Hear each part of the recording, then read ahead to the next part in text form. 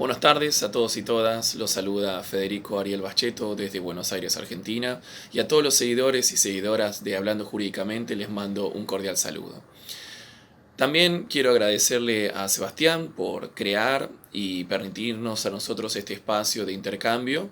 Me parece, como tantos otros que ya han hablado antes de mí, que oportunidades como esta generan las condiciones de intercambio que a su vez favorecen la reflexión más profunda sobre los problemas que muchos de los estados en la región todavía hoy tienen y curiosamente comparten, ¿no? Entonces, la esperanza detrás de estas reflexiones tiene que ver con alcanzar o al menos acercarse un poco a las soluciones de estos problemas y plantear un poco lo que todavía no ha sido resuelto desde distintas perspectivas.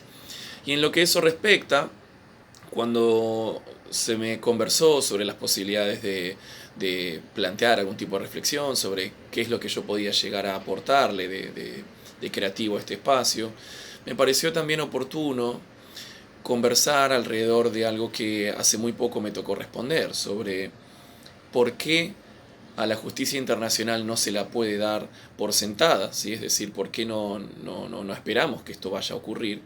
Y también interesante sobre si convenía o no, o mejor dicho, la pertenencia sobre tener más de un instrumento de protección de derechos humanos en la región, ¿no? Entonces creo que estas serían las dos ideas centrales alrededor de las cuales podría llegar a girar este tipo de mi comentario, este humilde aporte que puedo llegar a hacer desde Buenos Aires. No sé por dónde empezar, sinceramente. Creo que el ensayo teórico sobre el punto de partida de esta presentación puede iniciar prácticamente desde cualquier lado. Cualquier forma, es necesario entender que la justicia internacional no es autónoma, sino más bien es absolutamente complementaria. Esto significa que, por supuesto, será el Estado quien tiene que primero tener la oportunidad de resolver cualquiera de los problemas traídos a su entendimiento, y llegado el momento oportuno, sea por el vencimiento del plazo o por la falta de agotamiento de los recursos internos o el mal recorrido dentro de la administración de justicia, la insatisfacción de la persona puede hacer que lleve su reclamo a una instancia superior, ¿no? Y por supuesto esto es legítimo, la Convención Americana sobre Derechos Humanos, entre otros instrumentos, también lo avalan, razón por la cual tenemos que entender que primero que nada es el Estado quien tiene la primera oportunidad de resolver el problema. Desde el punto de la administración de justicia, también es justo reconocer que el Estado normalmente es la causa de las violaciones a los derechos humanos. No por ser Estado, sino por ser quien se encuentra en mejores condiciones de garantizar, y principalmente por ser quien está obligado a llevar adelante esta garantía, respeto, promoción y difusión de los derechos humanos, ¿no?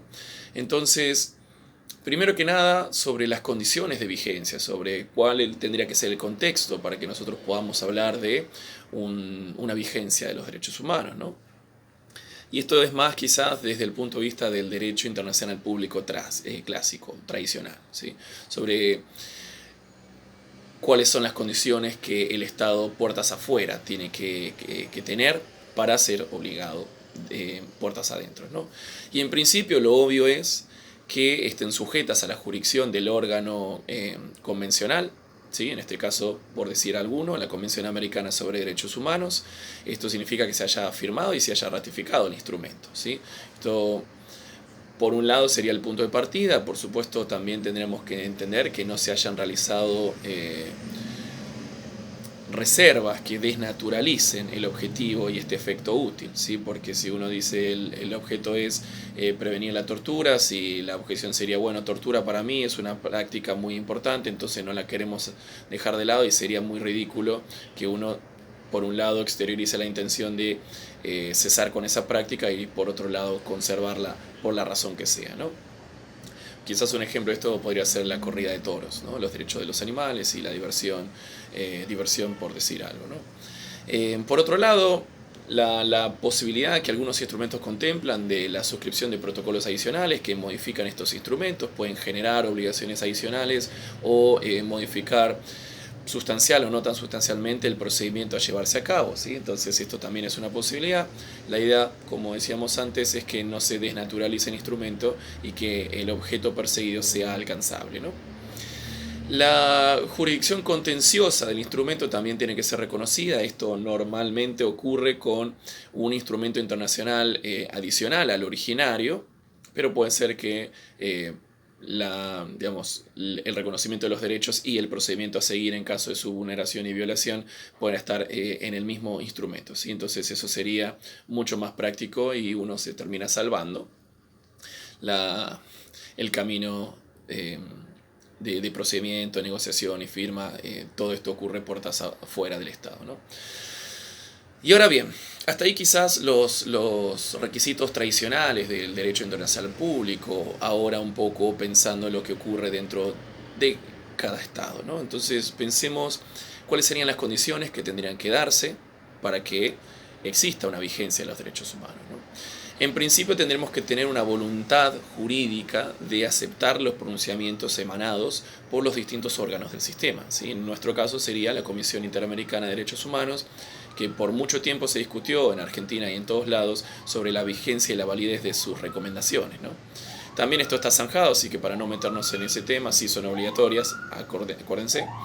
Y por supuesto los pronunciamientos de la Corte Interamericana de Derechos Humanos, esta sentencia que emana las opiniones consultivas y las distintas posiciones que tenga sobre los casos en cuestión, sobre si la solución alcanzada en un supuesto en el cual el Estado propio no fue demandado, si es obligatoria o no obligatoria lo que pasó en los otros estados, ¿no? Entonces esa discusión también ha sido zanjada y hoy por hoy estamos, al menos en un plano teórico, mucho más cerca de aquel lugar donde quisiéramos estar.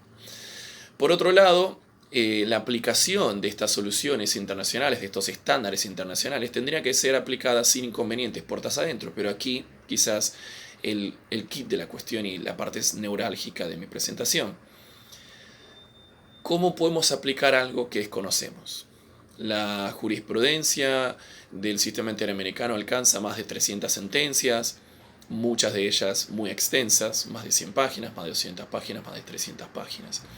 Entonces, en principio, sabemos que hoy por hoy, luego de un desarrollo de esta jurisprudencia del sistema interamericano, la obligación de ejercer el control de convencionalidad ya no es más algo exclusivo del Poder Judicial, sino toda la administración de justicia, ¿sí?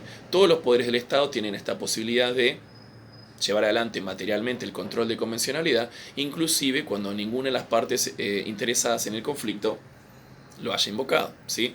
Esto ha sido el resultado de, entre muchos otros precedentes, Almonacid Arellano con Chile en el 2006, trabajadores cesados del Congreso contra Perú en el 2006 también, y el caso de Hellman contra Uruguay en el 2011, ¿sí?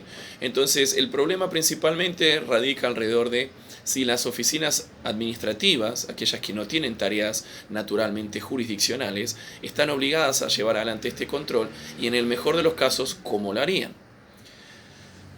Dependemos primero del conocimiento sobre el estándar interamericano. Segundo, de la voluntad de aplicación. Y tercero, sobre que no existan trabas dentro de este sistema que desnaturalicen la buena voluntad que pueda llegar a tener alguno de estas oficinas administrativas, ¿no? Por otro lado, quizás, y sin ánimo de extenderme demasiado, creemos también que es necesario señalar que la vigencia de los derechos humanos hoy por hoy radica mucho de las condiciones de contexto. ¿Esto qué significa? Si bien es cierto que el sistema político elegido por el Estado es algo que no le compete al sistema interamericano, también es cierto que la doctrina, creo acertadamente, ha señalado como el mejor de los sistemas a la democracia, precisamente porque la democracia genera unas condiciones determinadas para la vigencia de los derechos humanos, entre las cuales están, además de la periodicidad en las elecciones, el control de pesos y contrapesos entre el poder ejecutivo, legislativo y judicial, las libertades civiles, ¿sí? Entonces, ya como para cerrar esta presentación, luego de haberme extendido un poco más de lo que me hubiese gustado, creo que es necesario señalar que la buena voluntad de los estados parte en la suscripción y ratificación de los instrumentos internacionales. Pero no se agota en eso. Se proyecta durante, prácticamente todo el tiempo de vigencia de ese instrumento internacional, pero agotado el plano internacional, el problema ya pasa a ser doméstico, de cómo el Estado aplica ese estándar interamericano. Entonces hoy por hoy es necesario contar con la buena voluntad de los Estados. Así que espero que esto haya sido medianamente ilustrativo, creo que permite un panorama de lo que ha sido la justicia o la administración de justicia en términos de justicia internacional. Así que los saludo con un fuerte abrazo, por supuesto quedando a disposición para cualquier consulta que haya quedado en el tintero. Muchas gracias.